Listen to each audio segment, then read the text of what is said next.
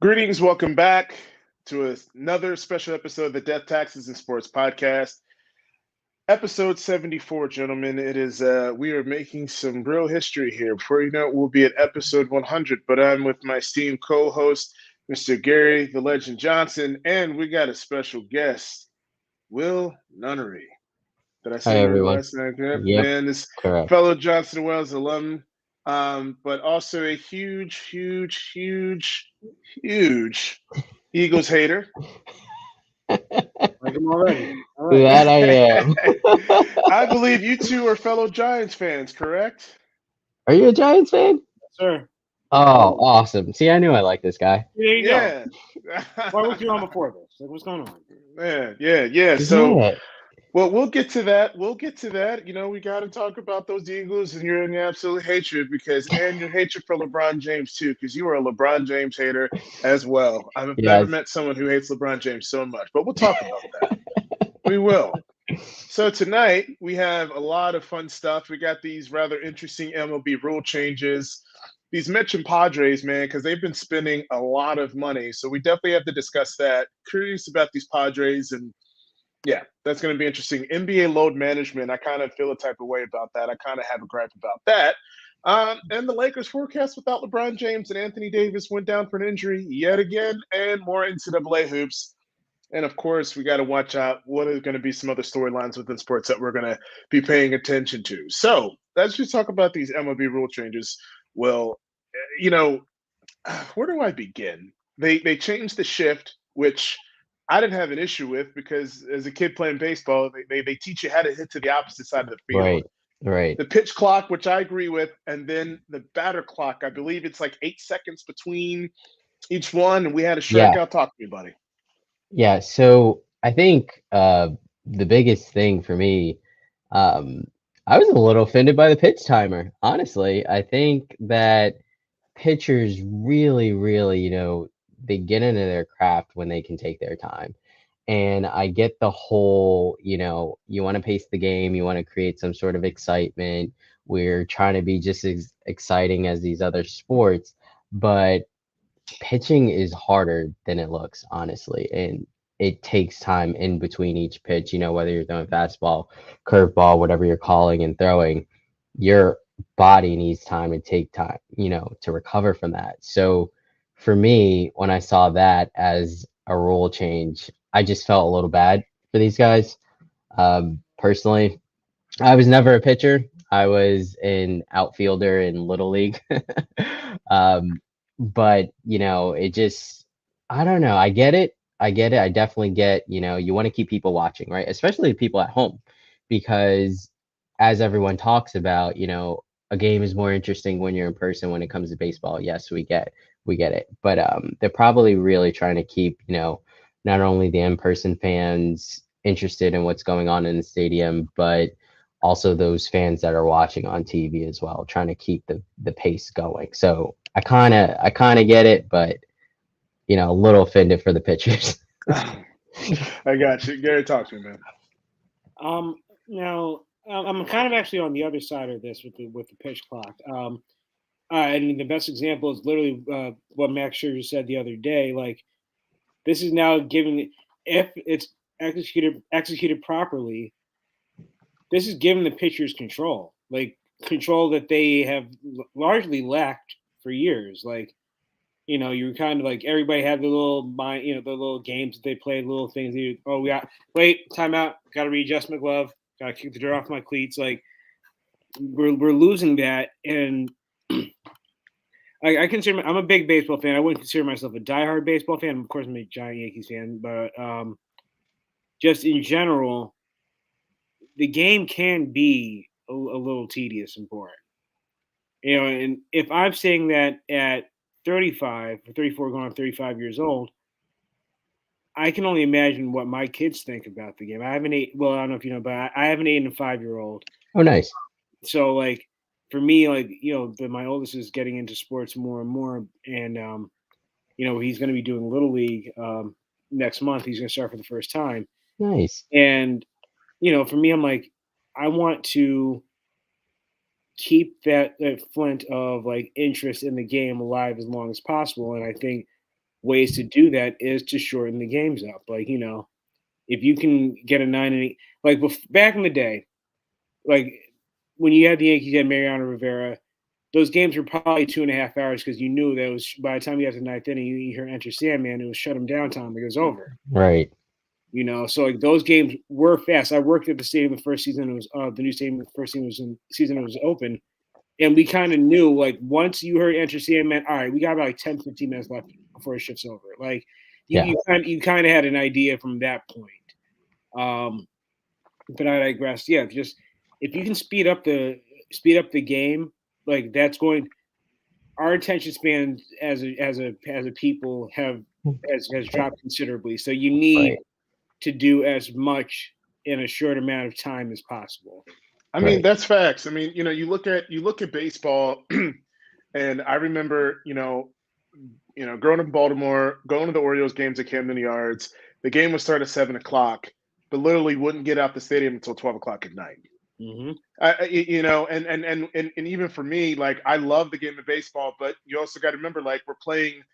Imagine being in Houston if they didn't have the dome, or being out there in the heat when it's like 100 and 105 degrees outside. Now it is what it is. You know what you're getting into, but if they're trying to continue to capture the minds of baseball, they have to be able to continue to be innovative because it is a very slow game.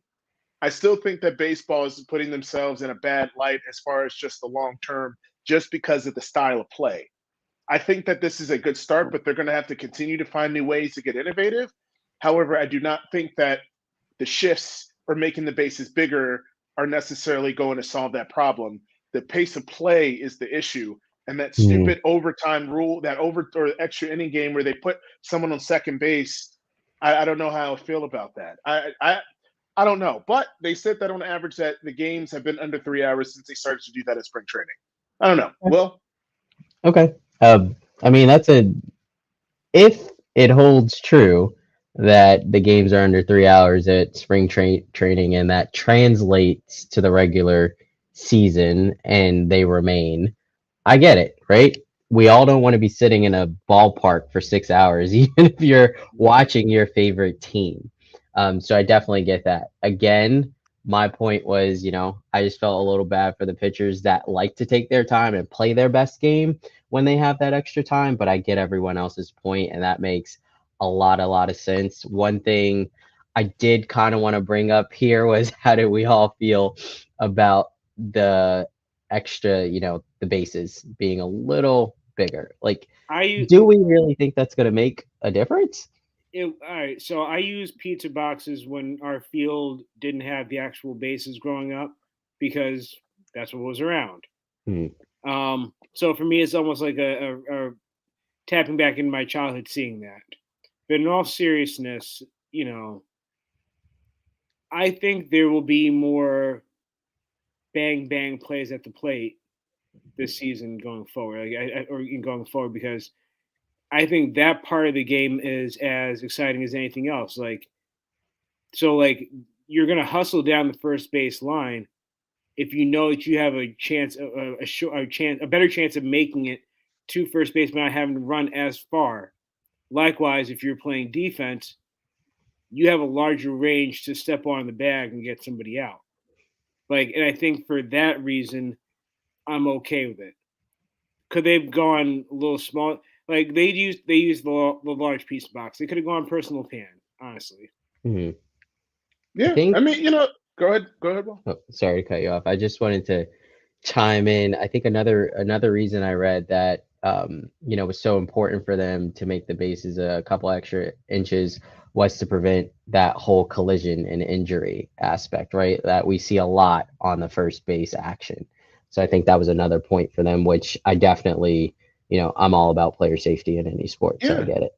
No doubt. I mean, it's going to be baseball. I think it's going to be very interesting and somewhat exciting to see what baseball does to continue to be innovative. There's only so much that you can do to make it more innovative and to change the pace of play because you're hitting a ball and you're running around bases. So it's going to be. I mean, I don't know how much more. I really don't know how much more you can. I just don't know. baseball is kind of at its Kodak moment where are they going to be Kodak or are they going to be Apple, right? Like Right. you just wonder and just we haven't really talked baseball too much, but Will, man, like what else do you think they can do to improve the style of play for this game to make it more exciting? Because I don't know. I don't know. Where do you begin? Yeah, when you talk about style of play, and you hit on something really good there, right? It's hitting ball, running around the bases, right? I used to have this childhood friend that had a saying about baseball because he wanted me to switch into football. And the saying was, baseball was, in his eyes, it was more about luck than it was about actual talent. And the reason being was you have to be very good at hand-eye coordination to play baseball. That is a sport that solely relies on hand-eye coordination. Other sports rely, on height and other factors that go in and out of there. But this sport is solely on hand and eye coordination. And if you don't have that, you're really not going to be a great player in any position that you play in this sport. So, what can this sport do to be innovative as far as style of play? This sport has been around so long. I mean, we really, realistically, we call it America's pastime, right? I So, mean, yeah, it's pastime. something Pastime that's a for a reason. pastime, It's how really are you, past how time. can you bring that? Exactly.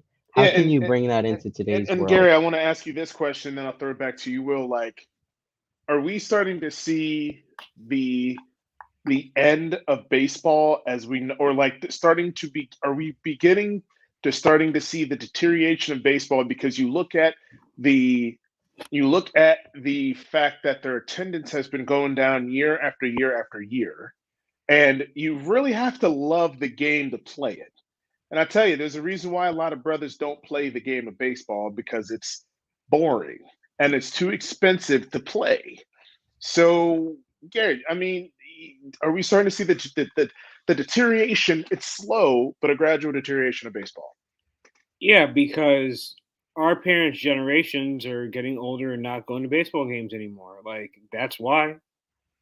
Was it we're the generation of we need instant gratification. We have a short attention span. We can't. The good thing about basketball, it's consistent action for 48 minutes. Yes, you have your timeouts here and there, but you're always dribbling. You're always running back and forth up and down the court. Football is is the ultimate contact sport. So like there's that love for that. There's a thrill for that. Hockey is the same way. Baseball up until now has been you take your sweet time, you wait for the perfect pitch and then you do what you got to do. Like, and And for us, like for our generation and younger, like that ain't it. Like that's boring, and you got to look at the facts here. And real quick, Will, like since 2019, their average attendance has dropped 5.7% every year since 2019. That's a Wow. large chunk Yeah. Wow. I did people. not know that. And they have the average, I'm a data type of guy. They have the oldest fan base in the country, which is Exactly. around like 48, 49 years old. I don't know. Exactly. So, I mean, you hit my job in life is social media. That's literally my job. So you're hitting on something that I wanted to get to as far as baseball. I think there is a shift in sports attention from baseball that has been going towards basketball and football. And I think this shift started really in the early 2000s. And I'm going to tell you why. Our generation specifically, we might have played a little bit of Little League, but the sexiest sports that were out when we were kids, basketball, Mm-hmm. football, and Mm-hmm. why was that? We had superstar power. We had Michael Jordan. We had Kobe Bryant. We had LeBron coming out. We had the guy that used to be on the Nuggets, Carmelo Anthony. Carmelo Anthony. How can I forget him? He was also a Knick.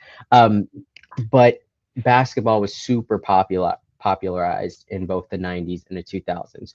So our attention shifted towards that, in my opinion. And then also football was starting to really emerge, as Gary said, as the ultimate contact sport, but the sport that you could also play in your little league, in your local little league. So there were a lot of attention shifting on our generation as kids to say, hey, you don't only have baseball anymore. That's like your grandparents' sport. You guys could do football, you could do hockey, you could do soccer. We had Beckham. Like, come on. Like, we had all these other sports that were getting new attention that they didn't get before. Yeah, I mean, and we talk about like demographics, right? The average fan age for baseball is between the ages of 35 and 54, and for the NBA and for the NFL, it captures 70% of all current eligible college educated students, and it's between the ages of 18 to 49 across all different types of demographics. So, when you put that in context, the younger players, hockey is starting to take over because it's exciting, it's exhilarating, and it has a little bit of violence. You think about football, but baseball wants to actually increase the number of games. Football, why is football so popular? Why is college football so popular? It's because they give you more with less. That each game matters. And now these stars aren't playing every game for baseball because there's 162 games, and they can still win an MVP award if they miss like 35 something games.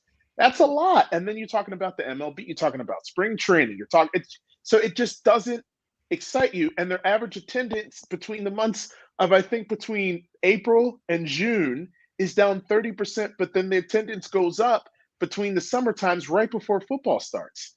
So, because Jeff, they're the only game in town at that point. Right. Every, with the exception of the NBA and NHL, NFL and NHL, the NFL and Major League Baseball reap the benefit of having kind of the time to themselves for a period of time. Like, you got the crux of baseball season. It can coincide with the end of basketball, end of hockey.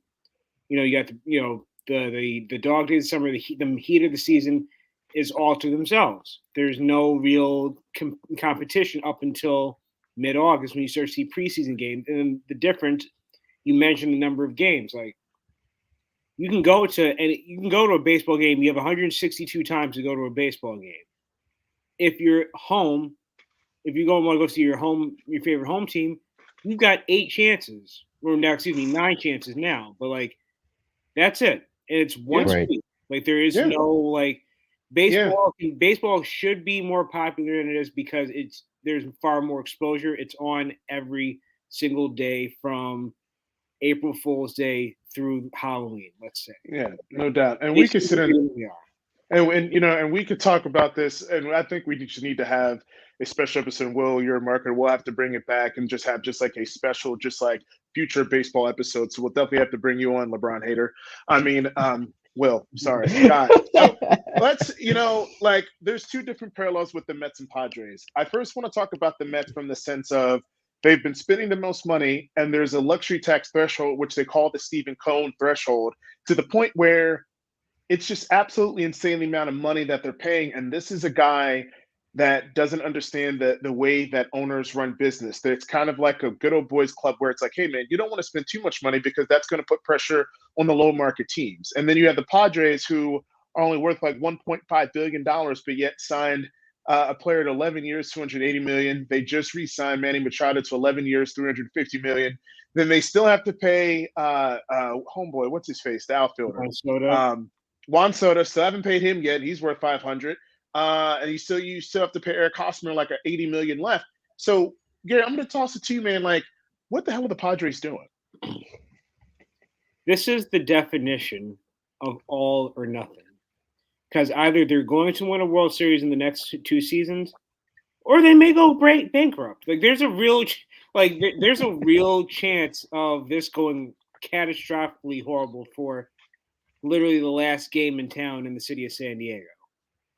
They have that city to themselves. They should be kings there, and they're spending the money like royalty. Like you would, so like they know like they have to make noise because their fellow division mates, not about 2 hours north of them, the Dodgers, are going to do that and can do that because Dodger money goes way longer than Padre money. The Dodgers make money year round. Period. The Padres can't say the same thing about. So it's like I said, like I said at the beginning of this, This is legitimately all or nothing. Like they're going to have to win something. They can't not make the playoffs. They can't not get it. Just go to the. I mean, I know they went to the NLCS this year, but like they have to win the NLCS. Like they have to go to a World Series in the next 2 seasons, or this is going to be catastrophically the worst thing that happened to them. And they have a good chance, and Will, kind of putting it in context, their value historically is 1.6 billion, but their revenue has been 282 billion. Their revenue has only been 282 million, and their player expenses were 199 million, and their operating income was negative 32 million. Wow. So based on those numbers, sir, talk to me, Mr. Marketer. I mean, it's all a game at the end of the day, right? Like you pay to play, let's be honest. You try to invest the most money in what you think is going to be possible. And this is with any sport, like baseball, football, basketball, whatever. If you take the Rams, for example, the other year, they spent all that money souping up that team, made it to the Super Bowl, won, and then couldn't get off the ground in a regular season, right? All season. Right. And so I know we're talking about the Padres, but I'm going to harp on the Mets here for a little bit. Go for it. That's my team. Oh, that's adorable. So the Mets just spent a little under 500 million in this offseason, right? I think it was something like 476 million. I think the Mets got a taste of what it could be like by going to the playoffs this past season, and getting in that first level, and was like, all right, we spent money on Lindor a season or two ago. We can pour some more money into these other positions. I think we could go all the way if we just like put all our money out there.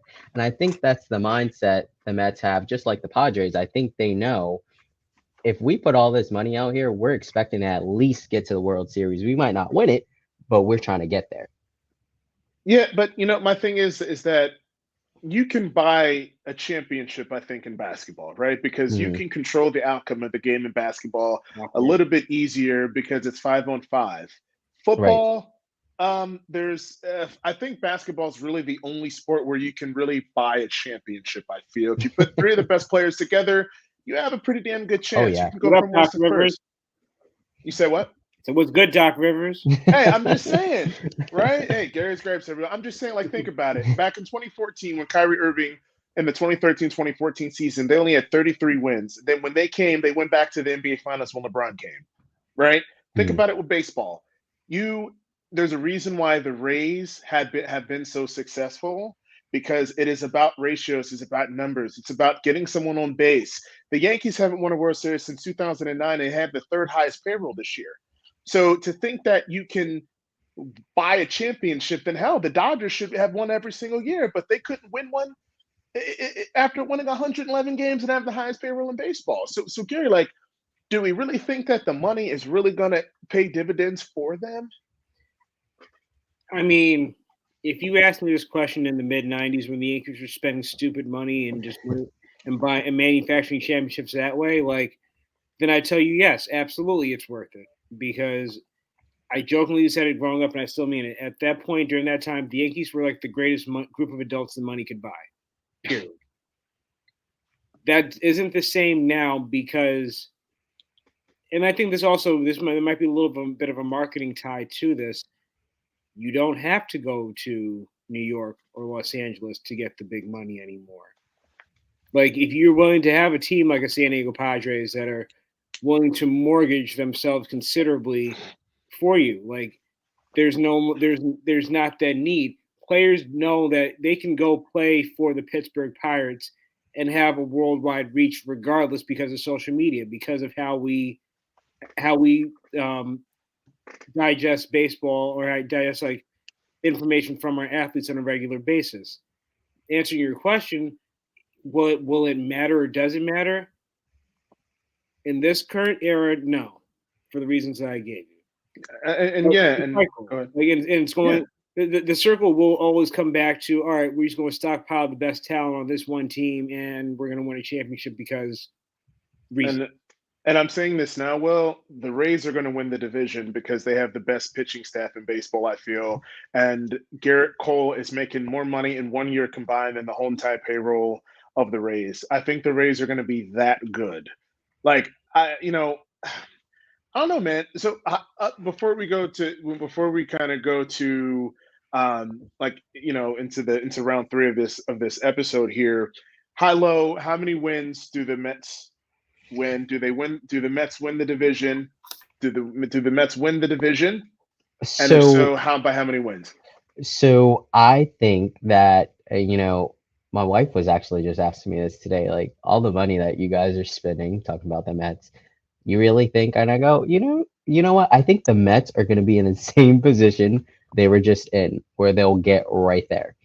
I don't think that they're going to win the division, and I know that's terrible to say. As a Mets fan, you're supposed to always believe in your team, but sometimes, and I know I said that their hopes is to pour all this money in so that they can get to the World Series, but sometimes that money doesn't translate to the talent, that you're hoping to bring in, or the talent doesn't perform as you were hoping they did. And sometimes it's also, to your point, going up against who's in your division, right?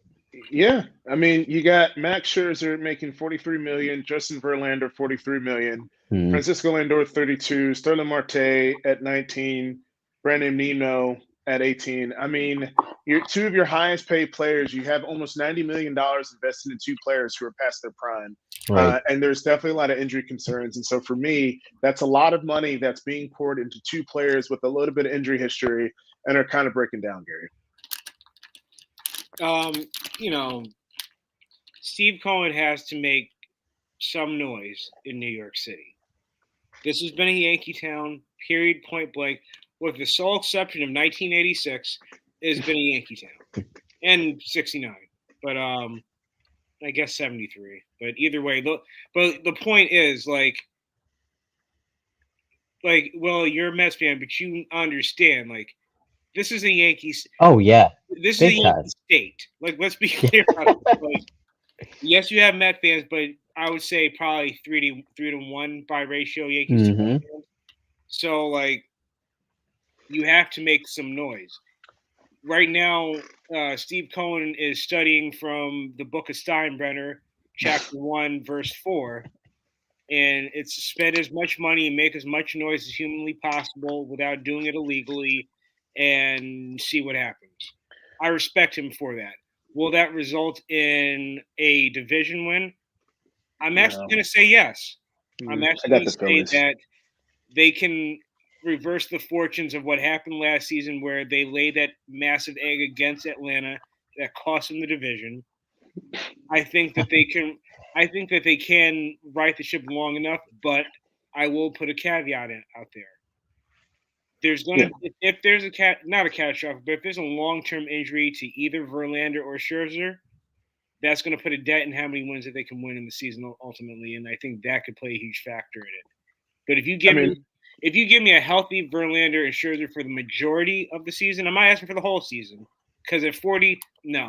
But like, if you give me enough quality starts, that's a 95 to 99 win team that can end up winning that division.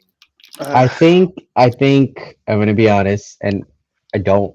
Again, I am the biggest Philly sports hater in the world. Um, I think the Phillies are gonna take the division. Honestly, yeah, it's yeah, just Phillies, man. it's a I think strong team. I think they got hot at the right time.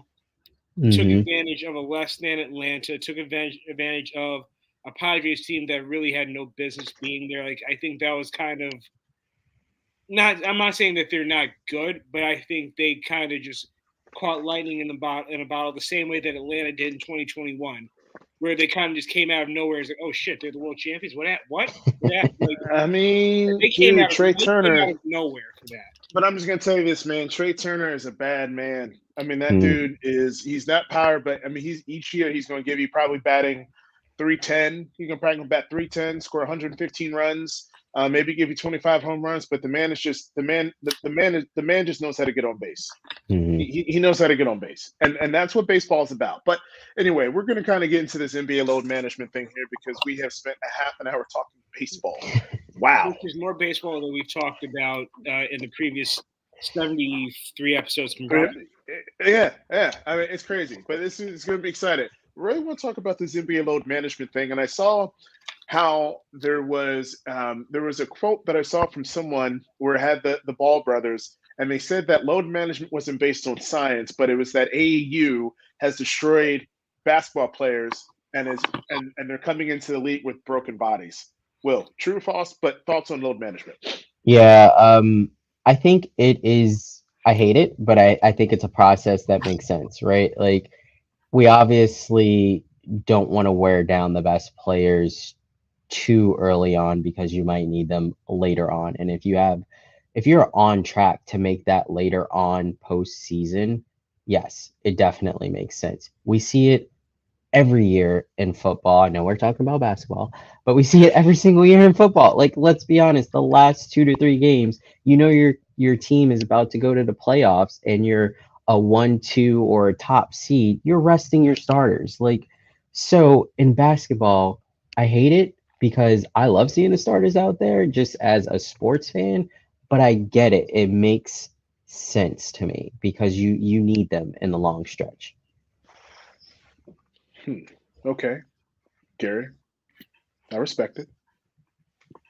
I think we're spoiled because we, in our youth, saw Michael Jordan, and Michael Jordan played 82 games every single season. Play through anything. And he was, without question, the best player in the game. And he gave you 82 every single year. So we're looking at that and going, oh, well, if Michael could do it, why can't y'all? Like, you're supposed to be younger. You're supposed to be, better trained athletes than what our generation's like top athletes of the day went through. Like, so for me, there's a level of that. Like, no, we're spoiled because we had NBA players in the 80s and 90s and early 2000s that refused to miss games. You look at somebody. I'll throw a name, a blast from the past. AC Green. He is the Iron Man of the NBA. I believe he has played. I think he played some like 1,100 straight games, and the only reason why he stopped playing, like why the streak broke, is because he retired. Like, you're not going to see that. Like, let me see. As I'm talking to you, I'm looking up who has the longest streak of current games. And while you're doing that, I'm just gonna say, like, I'm kind of I try not to be like when we talk about baseball, right? Like evolution, and we're talking about how the games have played. But even with players who have had load management, still have gotten injured in the playoffs, right? So it's kind of like from like a scientific standpoint, it kind of does. And I've studied the science of it a little bit, and I've talked to people who work in that field, and they say that it does the opposite because when you're not moving your body and you shut it down for a couple weeks, then trying to get back on, your body is not in basketball shape or football shape, right? So I think it kind of does the reverse. And you look at Kawhi Leonard, this man has rested for half of my lifetime, and the man still gets injured. So I mean, I'm just kind of like, dude, he's played like maybe 3 games in the last 10 years, man. Like, no, he's played more. But I don't know. His injury history, you would think that he would be a little bit fresher, but his body's literally breaking down in front of us here. So just real quick, currently Mikal Bridges of, I believe now the Nets, he was just traded, has the current streak at 449 games. Mind you, AC Green, as I said before, 1,192. So nearly 1,200 games played from November of 1986 until he retired in April of 2001. But how many minutes per game? Doesn't matter. The fact that he played, no, but I'm saying like the fact that he was available, right, that many games in a row. Like, there are players that are healthy, but they're healthy scratches that you see. It's like, admittedly, he was long in the tooth by that point, but there was a game that Tim Duncan didn't play, and the reason that Popovich gave was DNP, old. Like that's not much of an excuse, but it's the truth. He was getting older and all that, but you're not going to see the AC Green types anymore. And while Mikal Bridges has like the streak now, you can see like it's 449 games. That is a whole almost 10 full seasons less than what AC Green did. So. I mean, I'm just saying. I really just want to see how many points, how many minutes per game I don't know if he did that if he's going to be playing at least 30 minutes a game for 100 straight games. I mean, I'm just saying, but no, it's facts. I mean, obviously in his peak during like the late 80s and early 90s was when he was, playing more minutes, and he was like the sixth man coming off the bench for the Lakers at that point, and then for the Suns. Obviously, towards the end, he wasn't sitting out there putting up 40 minutes a night, but the fact was he played. Okay. Hey, no, that's facts. I mean, Will, it's just like you're looking at the long run, the stretch run of the NBA, and this would be a perfect transition to talk about your boy LeBron James. I'm gonna put a little bit of an audible on the agenda. And I was actually a LeBron skeptic for like a half a minute. Can you believe that, Will? Like you look at I mean, seriously, like you're like as big as defender now, man. I mean, I'm just saying, but he's not my favorite player. Let me just be clear about that. No, I get that. I definitely get that. But I'm looking at. I questioned the foot injury at first. Then I look at the fact that after he scored, he broke the record. Then he missed 3 games. And I'm like, okay, what's that about? And then he said these next 23 games were going to be the most important games of his career. Then he hurts his foot. I don't know, man. Just go on, man. Just go on. So I'm just going to start by saying there's a few reasons I do not like LeBron, and it's going to go into the conversation and your point here. First being, the guy's just good. Like, come on. Like, it's easy for me to hate a guy that's good. That's why I hate Tom Brady. He was so great at his job. I literally could not stand him. So LeBron in the same fashion, especially within basketball and playing up until his age and still playing. And I don't think he's going to retire anytime soon, honestly. I think LeBron's going to keep going.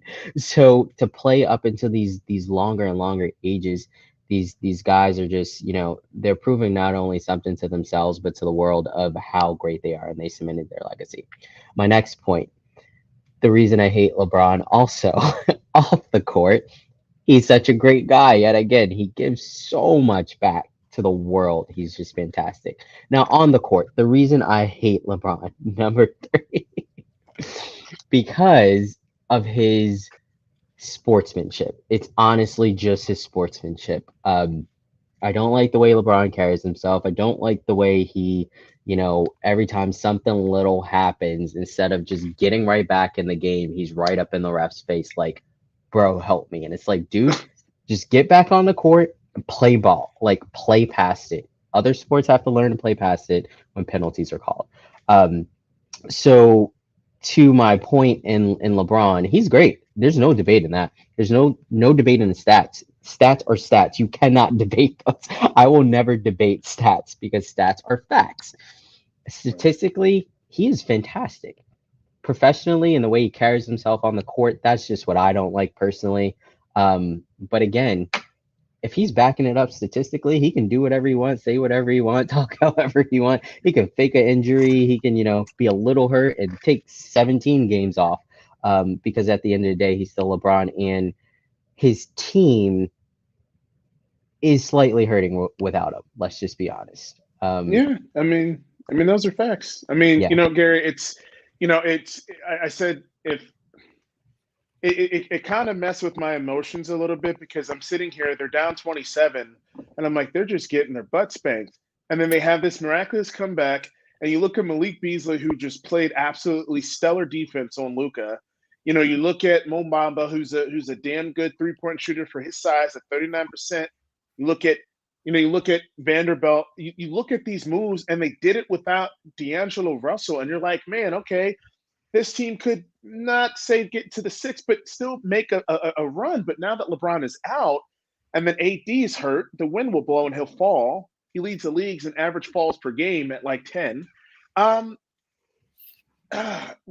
forecast is just kind of doom and gloom for me because this team has already been horrifically inconsistent, even with LeBron on the lineup. So, what is his forecast without him? Can they go 2 years without making a playoff? Okay. No, that was just my question. Like, can they go 2 years without making a playoff run with having LeBron on the roster? Absolutely not. They know that. If you had spoken to me yesterday before the game against the Thunder, I would have been a little more concerned. Naturally, you can't just miss LeBron James or miss an Anthony Davis, even if Anthony Davis is, less than what he once was. But the fact that they pulled off that victory, I don't care that it was the Thunder. It was a game that they really, if you look at it, if the Thunder would have beat them, you're not going to sit there and go, oh, my God, the Thunder beat them. It's almost like, yeah, the Thunder beat a Lakers team with nobody on it. So, the fact that they were able to pull out that victory leads me to believe, I don't believe that they are going to be great without LeBron, but I feel like if you can get AD back soon and you have the additions that you have, and Jared Vanderbilt is definitely a low-key smart acquisition on their part. I think because of that, I don't see any reason why they can't catch the 9th or 10th seed at this point. I think if you gave me a healthy LeBron with all of them, then they would probably. I would have put money out there to say that they would have at least caught the 6th seed. Now I'm like, no, you're destined for the play-in. You just want to hope that you don't get the lower seeds like that. But who knows? I think.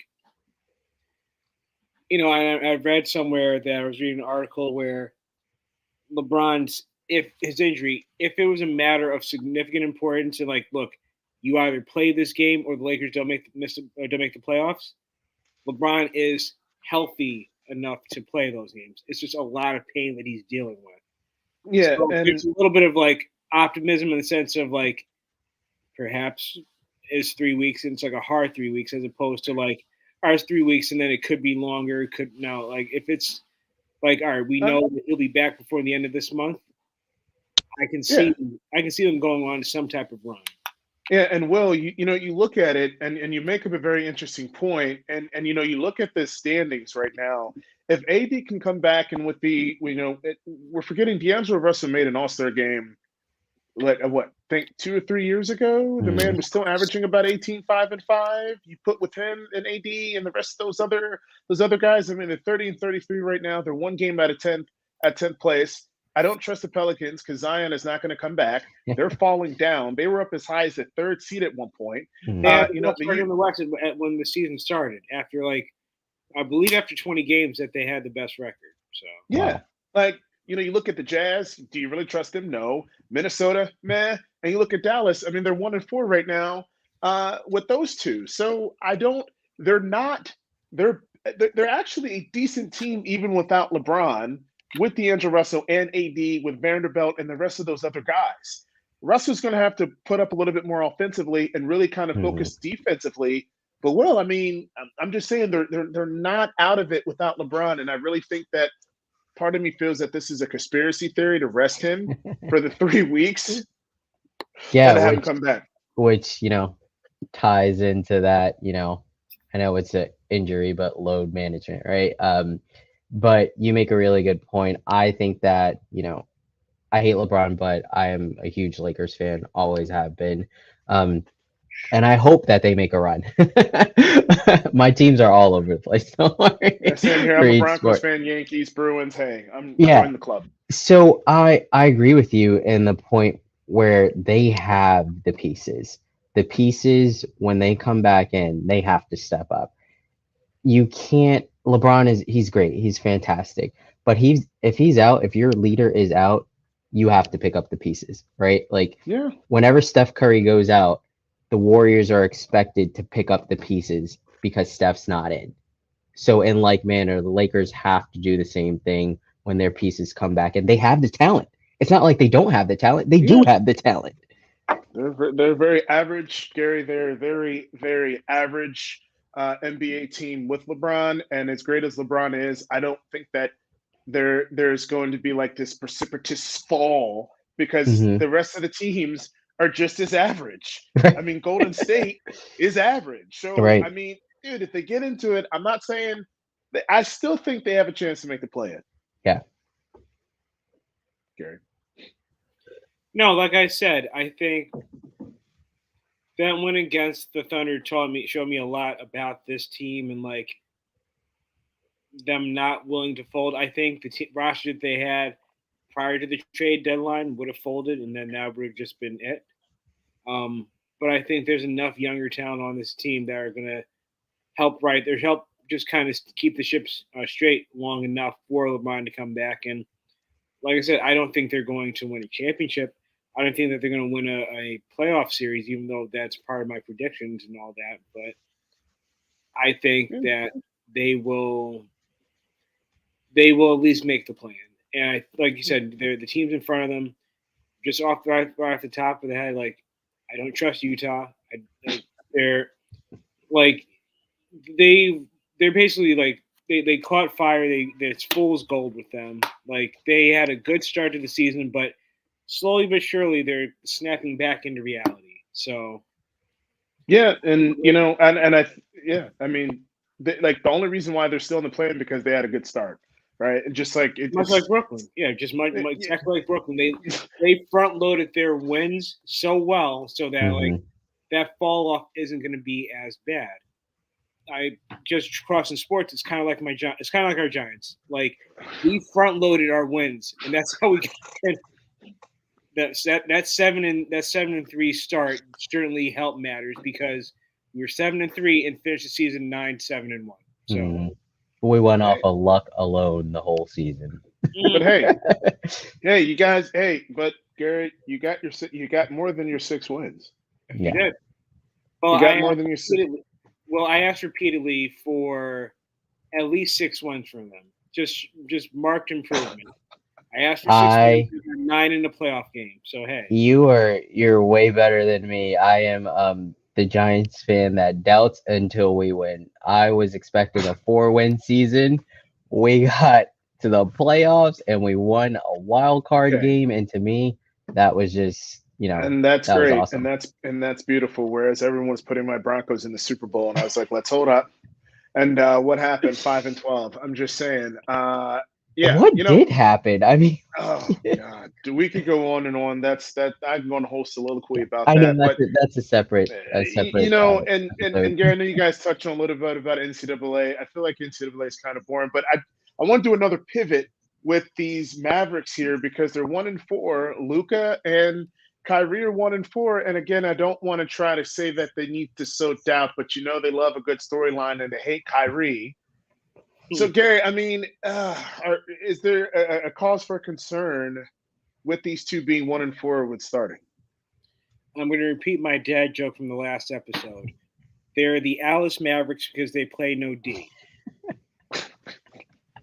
Like, but it's a joke, but it's also extremely true. Like when you made the trade for Kyrie Irving, you weren't trading for a defensive stalwart. You're trading for instant offense, and it looks pretty, but when it comes to crunch time, they've shown us in 4 of the last 5 games, they ain't getting it done. Now, the question you have to ask yourself is all this going to lead to Luka leaving Dallas at some point? Because this experiment isn't working. And if I were Dallas, go ahead, Gary. No, go ahead. If I was just gonna say to your point, if I were Dallas, I'd do everything in my power to keep Luka. That's all I was gonna say. No, you're absolutely right. He's the face of the franchise, but we know Kyrie Irving to be a franchise assassin. So, I mean, right? Yeah. I mean, you just can't trust Kyrie with anything. There's not enough money that Mark Cuban has that can fix that kind of mess. Because Joe Tsai has that kind of money. He couldn't fix that mess. Like it's a matter with him. Like, you don't know what you're getting out of him. Like, yes, you're seeing him play pretty well thus far, but like he's trying to stay out of trouble. He's trying to put on the face of a good teammate that knows that his name has been dragged through the mud for the better part of the last 2 seasons. So, to that end, though, it hasn't produced wins. They are not a good defensive team. They weren't a good defensive team before the trade. They are significantly worse now. Now, does that mean they're going to fall off the cliff and miss the playoffs altogether? No. I think that a lot of these teams front loaded their wins, and they will be able to ride that into a postseason postseason berth. And I just don't see Dallas being any better with Kyrie Irving than they were without him. I mean, that's facts. I mean, I'm not gonna press the panic button yet because I look at the sample size of what the Mavericks did without Kyrie Irving and without Christian Wood on that team, and how they beat the snot out of the Phoenix Suns on their home floor. So I still think there's just a little bit of enough time to where they can maybe get things figured out. They win maybe 1 or 2, 3 games, go on a little bit of a winning streak. I'm just saying the sky's the limit, and I think that the quality of competition for the West has been just a little bit down. And so, who in the Western Conference do you think is the favorite that's actually going to win outside of Denver Nuggets? I'm going to be honest with you. I don't know. I don't know because it's the West. I know you kind of said like, there's equal talent there when you're talking about the West, right? But they're all those teams are so competitive, and when it gets towards the end, those teams really will fight. Now, I know you're trying to move a little bit, but I kind of want to go back just a second. The Kyrie, Dallas, and Luka. Can Kyrie, first of all, how long is Kyrie willing to play nice in the sandbox, clear his name? We know it doesn't take that long for him to turn. Like, is he gonna wait until if the team makes it to a postseason run or not to make that turn and then say, hey, trade me again? Like, I don't want to be here. Is he gonna wait to that point, or is this finally his nice new clean slate where he's going to be the player that people expect him to be and the teammate that people expect him to be? Show up, play better, be there, and be a great teammate and lead us into, the postseason. So as far as the West, it's honestly, I can't even honestly give you my honest opinion because it would be such a toss up for me. I mean, that's facts, Garrett. You're on mute. I know I was on mute. I was trying to think, like, do I have any other additional thoughts regarding like Dallas or? No, the West. I was saying, my bad. No, I'm saying outside of the Denver McNuggets, like, is there any other team outside the West that really has a chance? I mean, I really like Phoenix, but again, they're just so top heavy with those 3, and Chris Paul is eventually going to tear a hamstring walking down the street. Postseason injury is coming. Everybody, the Chris Paul postseason injury is coming. It's either a hamstring or a calf or a foot or my shoulder or shoulder, something. Something's going to happen because it always does, and it's unfortunate for him. But I was getting ready to say, I'm like, Phoenix, I guess. Like that. At least this is a good thing about the West. You don't have a clear-cut favorite because right now.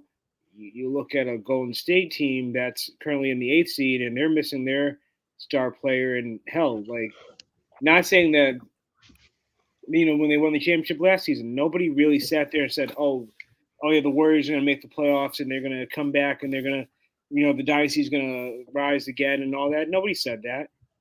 Once they got to the conference finals, it was like, okay, now this looks like the Warriors team that won in 2015. Like, okay, maybe, possibly. But they didn't come out playing like world beaters like they had in times past.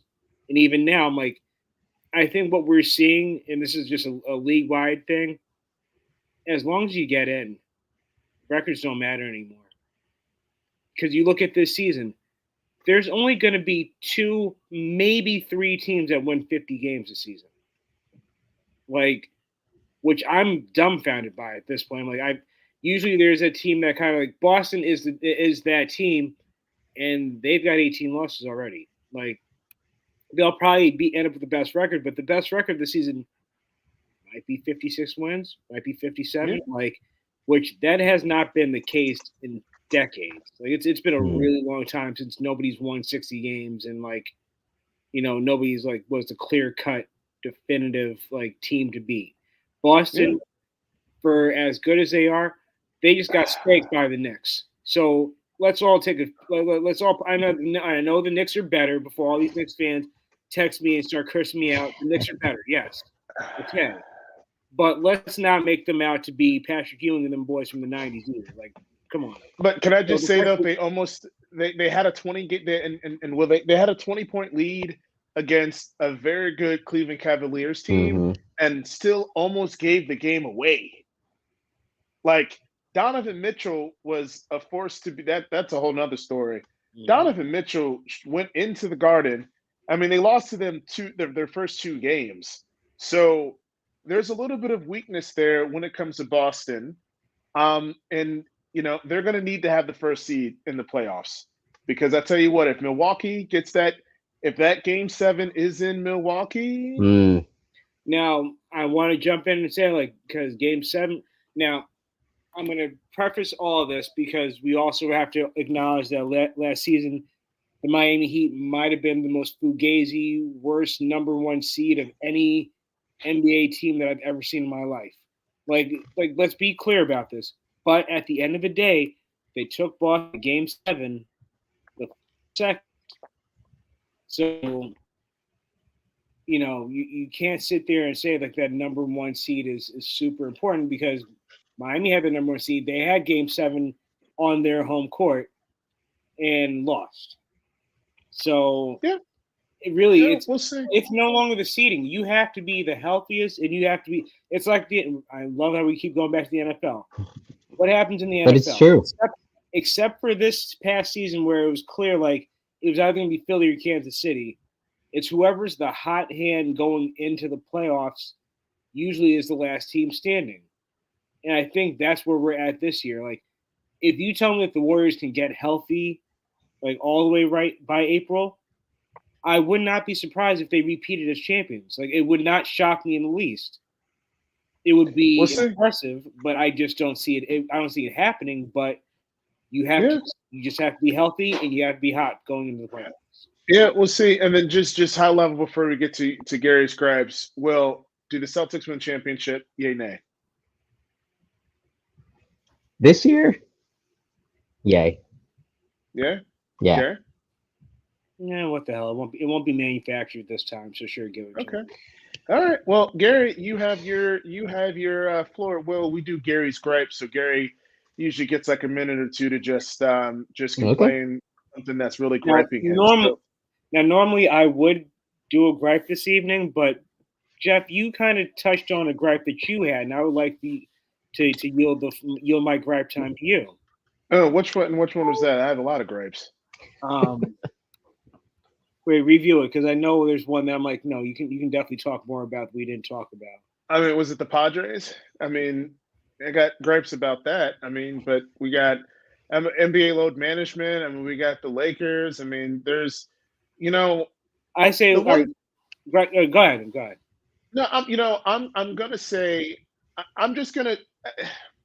This has nothing to do that we talked about in the episode, but I just have to say it because the whole Eric Bieniemy thing, and I know that's been dragging on, and people saying how he needs to prove of how he needs to be a head coach, and because he didn't call plays. Okay, like we need to stop that BS, because we had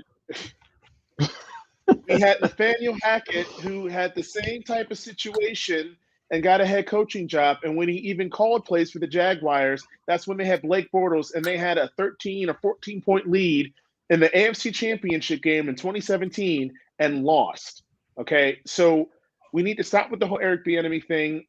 There's something else in the air. There's something in the water as to why this man clearly hasn't gotten a head coaching job.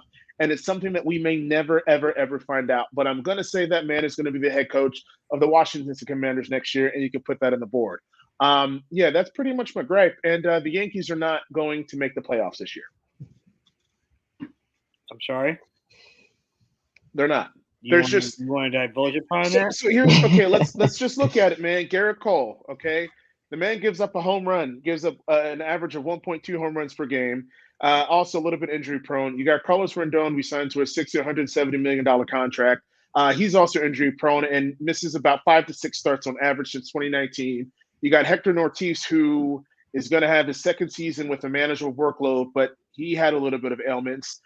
Josh Donaldson, who's 37, are we really going to rely on him, right? Outside of Aaron Judge, Giancarlo Stanton, we're too heavy right-handed.